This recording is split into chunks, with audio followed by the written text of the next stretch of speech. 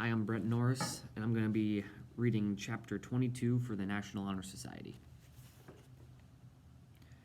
Oh man, that was so dumb. Haley could not believe how idiotic she had been. Trying to crawl out of a book return slot? Cha! Like that was going to work. She was giving herself a good talking to as she trudged up the steps to the first floor. When she entered the rotunda, she saw Charles Chiltington slipping out into the lobby again. Chiltington was a snake. Worse, a garden slug. Maybe a leech. Something oily and slimy that left a greasy trail and liked to mooch off other people's ideas. That was why Chiltington had tailed the twin library nerds, Peckelman and Fernandez, upstairs during last night's desert hunt. Haley was smart enough to know that Chiltington was hoping to steal the book geek's ideas. Actually, Haley was a lot smarter than anybody, except her teachers and whoever scored her IQ tests, knew. With certain people, mainly grown-ups and silly boys, pretending to be ditzy princess made getting what she wanted a whole lot easier.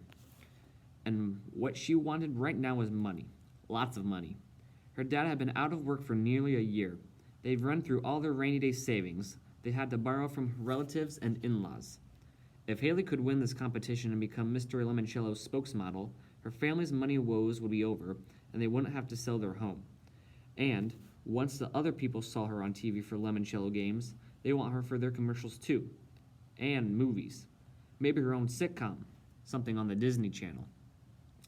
But for all that to happen, Haley needed a winning idea, and fast. Something better than crawl through a slot that's barely wide enough for your wrist. Maybe she should flush herself down the toilet and escape through the sewers like Charles did in that video game.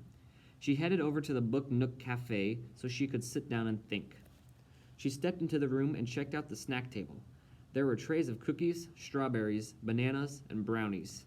Sitting down to nibble on a macaroon, she studied the rows of cookbooks displayed on the bookshelves lining the wall. One in particular caught her eye. Cupcakes, cookies, and pie. Oh my.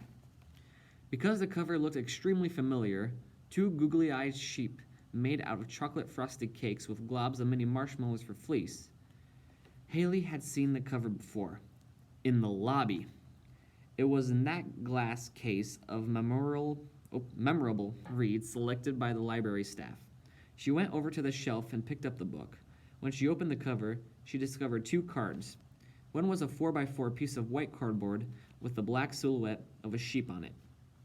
The second card was yellow and about the same size as the community chess card in Monopoly. Haley sniffed the card. It smelled like lemons. She grinned. For Limoncello.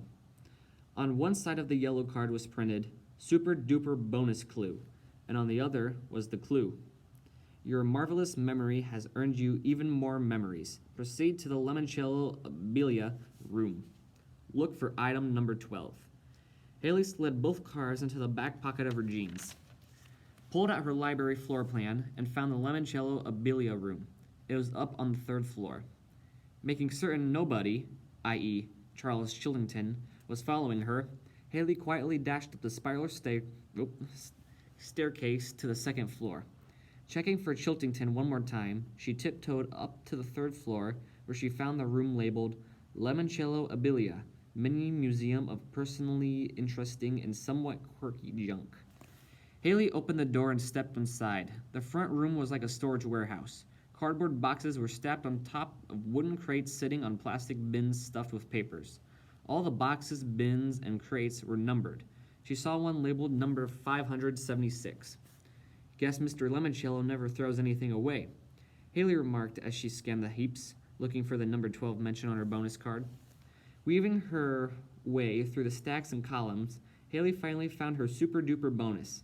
Item number 12 was an old boot box from an Alexandriaville shoe store Haley had never heard of. Someone had taped a label on the lid. Paraphernalia, accoutrements, and doodads from Mr. Limoncello's 12th year.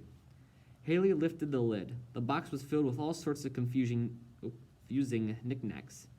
Hand-witted prototypes for game pieces, a star-spangled red, white, and blue HHH Humphrey button, a battery clasp envelope sealed up with tons of tape. Someone had scribbled first and worst idea ever on the front of the envelope with a magic marker. There were also a felt pennant from Disneyland and a rubber banded stack of cartoony cards for something called Wacky Packages. The card on top was Wiki's Breakfast of Champs. Haley knew this memory had to be an important clue. Why?